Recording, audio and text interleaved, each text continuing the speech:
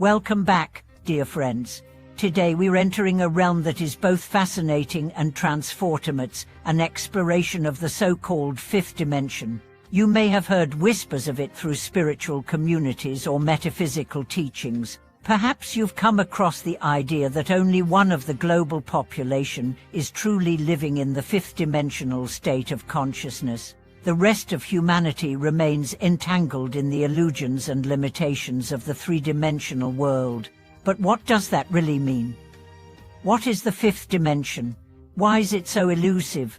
And more importantly, how do we access it not just intellectually, but through our lived experience?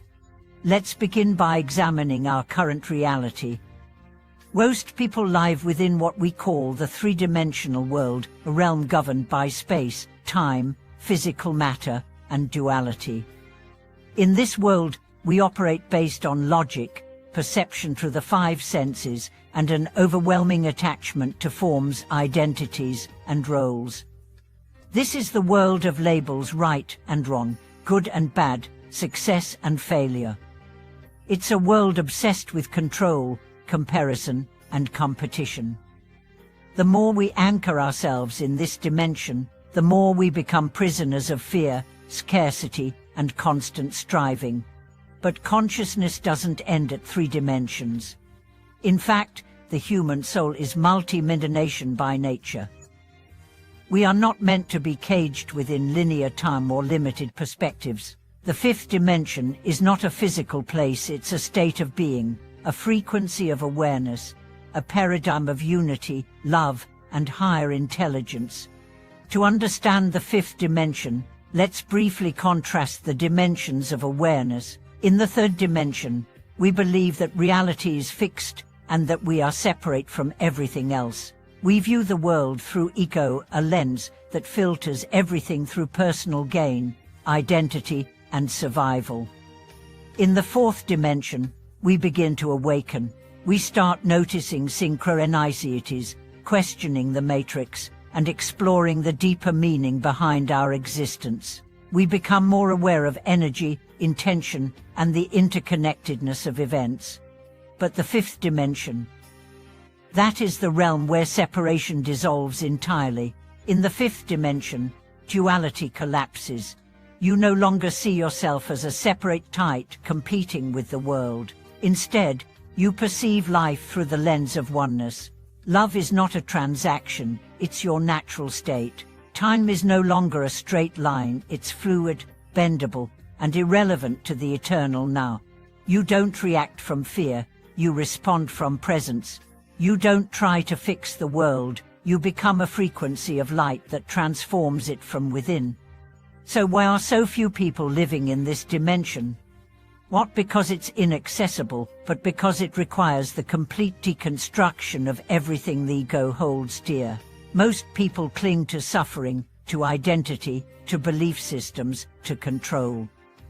The fifth dimension asks you to surrender all of that. It asks you to trust the unseen, to dissolve your boundaries, to live with radical vulnerability and open-heartedness.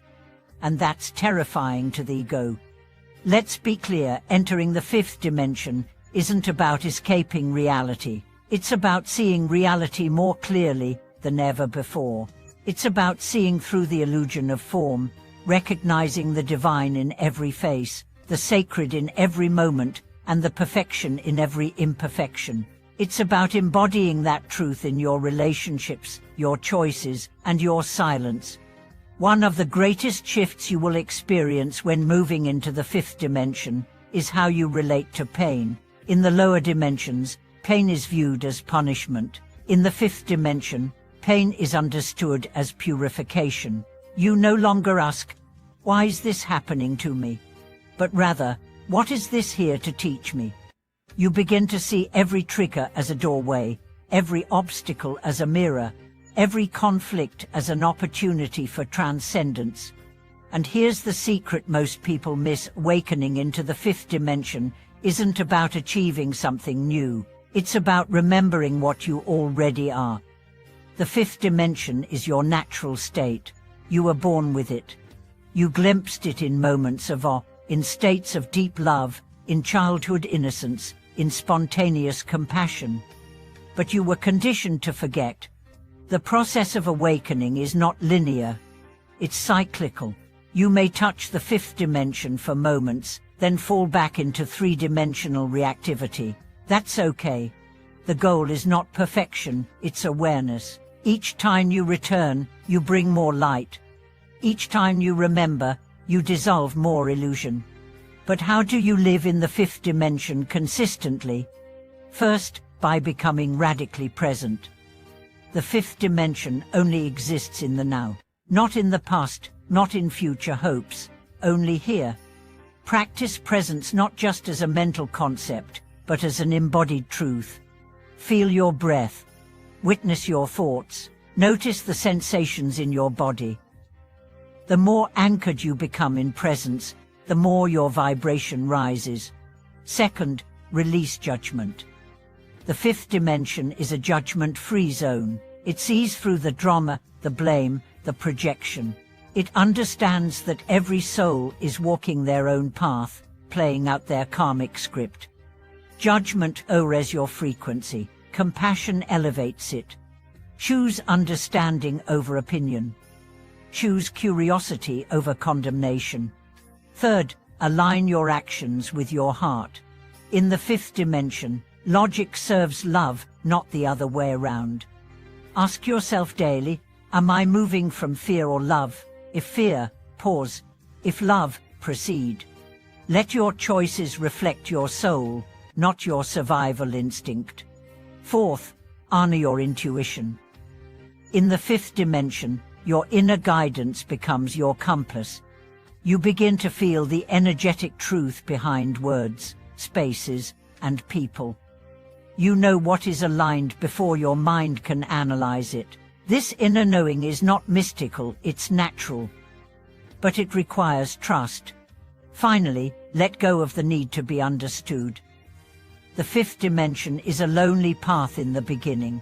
The world around you may not see what you see. That's okay.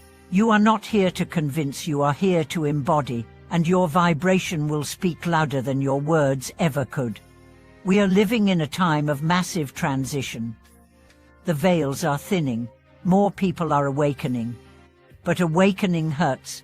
It requires shedding. It requires grieving the old world, the old self, the familiar illusions. But on the other side of that grief is liberation. There is no gatekeeper to the fifth dimension. Only your willingness to surrender, to release, to remember. You don't have to move to a monastery.